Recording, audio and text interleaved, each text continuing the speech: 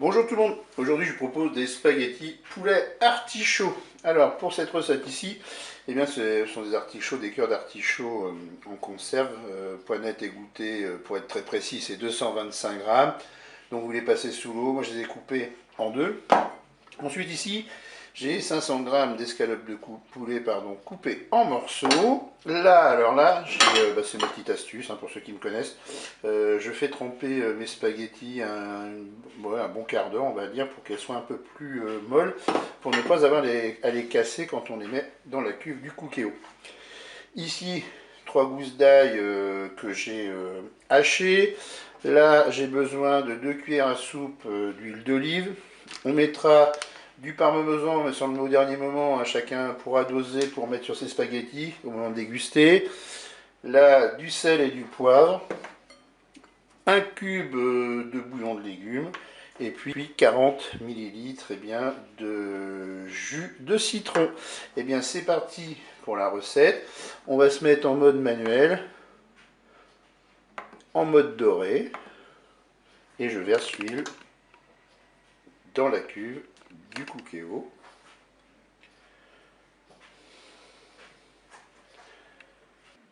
Mon huile est chaude, je vais pouvoir faire revenir mon poulet.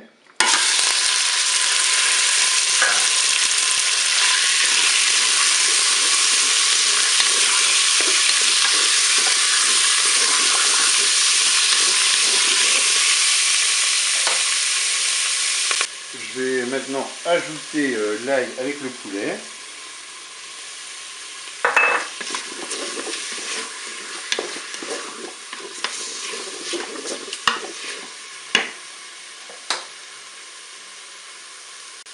Je vais maintenant ajouter dans la cuve les cœurs d'artichaut.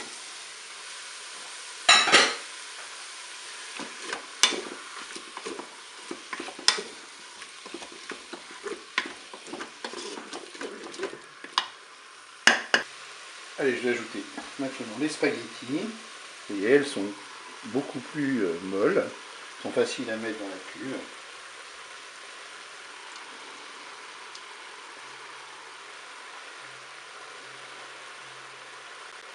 Bien sûr, maintenant on va mettre de l'eau pour recouvrir les ingrédients.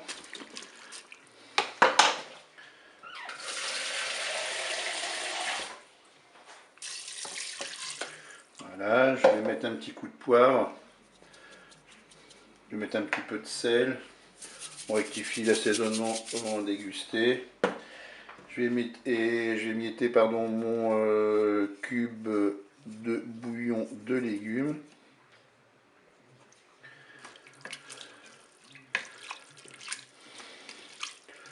Vous pouvez mettre aussi du cube de bouillon de volaille ou de bœuf, c'est chacun ses goûts.